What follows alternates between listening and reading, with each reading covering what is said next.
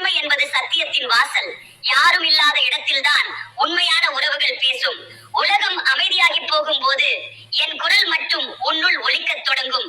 அந்த ஓசையை நீ கேட்பதற்காக உன் உள்ளத்தை திறக்க வேண்டும். நீ கேட்டால் மட்டும் என் பதில் முழுமையாக வந்து சேரும். உன் வாழ்க்கையின் ஒவ்வொரு தனிமையான காலை நேரமும் எனது அருள் பொழியும் நேரமாகவே மாறட்டும். நீ சிரிக்க மறந்த நாளிலிருந்து என் முகம் உன்னை காண ஆசைப்பட்டிருக்கிறது. என் திருநாமத்தை உச்சரிக்கும் வாய்தான் உன் புன்னகையின் தொடக்கமாகட்டும். நீ நினைக்கும் ஒவ்வொரு எண்ணத்திலும் என்னை இடம் கொள். உன் தனிமையில் கூட என்னுடைய அருள் உன்னுடன் ஒன்றிணைந்திருக்கும். சில நேரங்களில் நீ என் மீது கூட கோபப்படுகிறாய். என்னும் நான் ஒற்றையனாகத்தான் இருக்க வேண்டுமா? எனது ஒலி ஏன் யாரும் கேட்கவில்லை என்று. ஆனால் அந்த கேள்வியின் ஒவ்வொரு வார்த்தையும் என் இதயத்தில் விழுகிறது. உன்னிடம் வரும் ஒவ்வொரு வருத்தத்திற்கும் நான் பதிலளிக்கிறேன். ஆனால் சில பதில்கள் அமைதியாக இருக்கும். அந்த அமைதியில் என் அருள் அடங்கியுள்ளது. மனிதர்கள் உன்னை தவிர்த்தால் பரவாயில்லை, என்னை நீ தவிர்க்காதே. நான் உன்னை தவிர்க்கும் ஒரு நிமிடமும் இல்லையே. நீ என் நினைவில் நிலைத்திருக்கிறாய். உன் மனதில் கோலம் போடப்பட்ட ஒவ்வொரு ஆசையும் எனக்கு தெரியும். அந்த ஆசைகளில் ஒன்று மட்டும் உண்மை. ஒருவராவது என்னை நேசிக்க வேண்டும் என்றதுதான். நான் உன்னை நேசிக்கிறேன், அது உறுதி. உன் உயிரின் தனிமையை நான் அணைத்து விடுவேன். என் பாசம் கடலை போல உன்னை மூடி அடைக்கும். அந்த அலை உன்னை அழிக்காது, அரவணைக்கும். உன்னிடம் இருப்பது பேசும் ஒருவர் இல்லை என்றால் என் வார்த்தைகள் உன் இதயத்துக்குள் காற்றாய் புகும். உன் உள்ளத்தில் என் குரல் குளிர்ச்சியாய் ஒலிக்கட்டும். தனிமையை ஒரு தண்டனையாய் எண்ணாதே. அது ஒரு போற்றுதலின் நேரம். அதில் நீ உனக்கு நேராக விழிக்க முடியும். மற்றவர்களின் பார்வை இல்லாமல் நீ உன்னையே பார்த்து பேச முடியும். அந்த நேரம் சிறந்தது.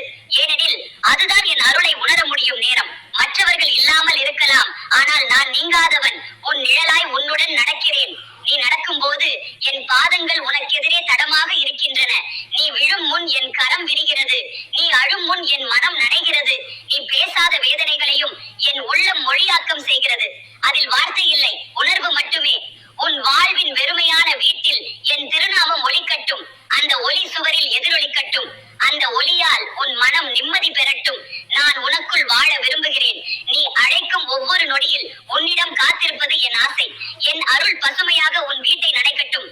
முன்னொரு நாள் கூட உன் அருகில் இருப்பவர்களால் நீ சிரிக்க வைத்திருப்பாய். ஆனால் இன்று அவர்களே இல்லாத நிலை உனக்குள் ஒரு வெறுமையை உண்டாக்குகிறது. அந்த வெறுமையை நிரப்ப என்னை அழைத்தால் போதும். என் சிரிப்பு உனக்குள் பதியட்டும். என் அருள் உன் சுவாசத்தில் கலந்து ஒரு நறுமணமாக வீசியிடட்டும். எனது ஆறுபடை வீடுகளிலோ உன் நெஞ்சில் உருவான எனது சந்நிதியில் நான் உறைந்திருக்கிறேன். என்னை நினைக்கின்ற உன் கண்கள் என் திருவுருவமாக மாறட்டும். உன் நெஞ்சில் நான் தூங்கட்டும். என் வேல் உனது மனதின் துக்கங்களை துடித்து விடட்டும். உன்னுடன் பேசிய என் வார்த்தைகள் உன் நெஞ்சை தூக்கி ஏற்றி உயர்வதற்கான ஒற்றை உணர்வாகட்டும். நீ பேசும் ஒருவர் இல்லை என்றால் நான் பேசுகிறேன். உன் அமைதி எனது ஒலி, உன் மெளனம் எனது கீதம், உன் கண்ணீர் எனது வரிகள். அவற்றின் அடியில் நான் எழுதுகிறேன், நான் உன்னுடன் இருக்கிறேன் என்று. எந்த வீட்டில் வறுமை தங்கி இருக்கிறதோ அந்த வீட்டின் வாசலில் முருகனின் நாமம் ஒலிக்க வேண்டும்.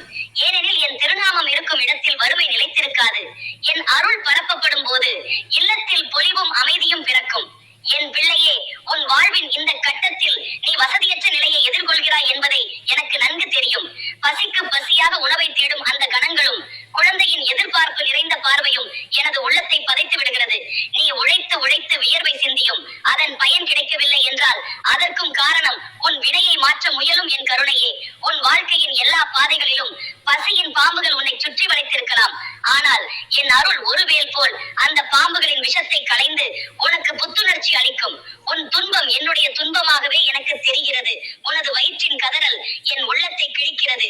நீ துவங்கிய தொழில் ஓரமாய் போனிருக்கலாம். வியாபாரம் தடுமாறி நஷ்டம் அடைந்திருக்கலாம்.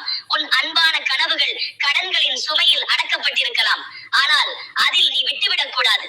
ஏனெனில் உன்னோடு நான் இருக்கிறேன். உன் முயற்சி வீணாகாது. உன் ஒவ்வொரு சுவாசத்திலும் நான் இருக்கிறேன். நீ வியர்த்த நொடிகளுக்கு நான் சாட்சியாய் இருக்கிறேன். நீ இழந்ததை எண்ணிக்கொண்டு துயரப்படாதே. என் வேல் என்பது வெறும் ஆயுதம் அல்ல. அது உன் வாழ்வின் தடைகளை துணிக்க உருவான ஞானத்தின் ஒளியாகும். உன் வாழ்வில் சம்பாதிக்க முடியாமல் தவிக்கும் அந்த மௌனமான காலங்கள் எல்லாம் நாளை ஒரு கதை சொல்லும். அந்த கதையின் வீரன் நீயாகவே இருப்பாய். ஆனால் அந்த கதை முற்று பெற உன்னுள் ஒரு நம்பிக்கையின் தீ மூண்டிருக்க வேண்டும். பணம் இல்லை என்றால் அது பாவம் அல்ல. ஆனால் நம்பிக்கை இல்லை என்றால் அதுவே உண்மையான வறுமை.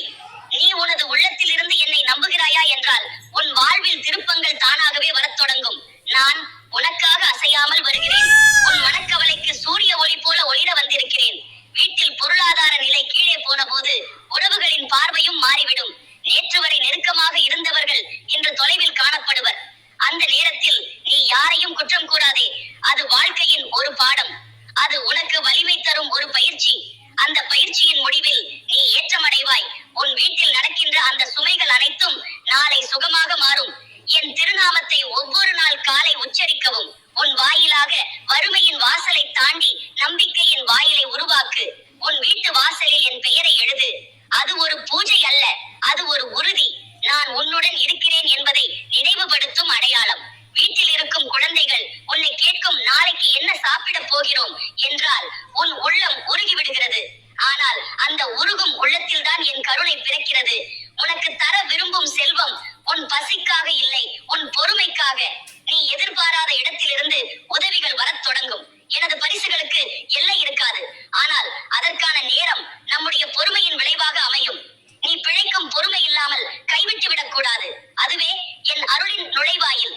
நீ என்னை நம்புகிறாய் என்றால் நான் உன்னுக்குள் வேலை செய்ய தொடங்குகிறேன்.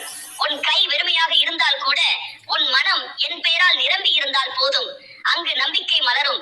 அந்த நம்பிக்கையில் செல்வம் செழிக்கத் தொடங்கும்.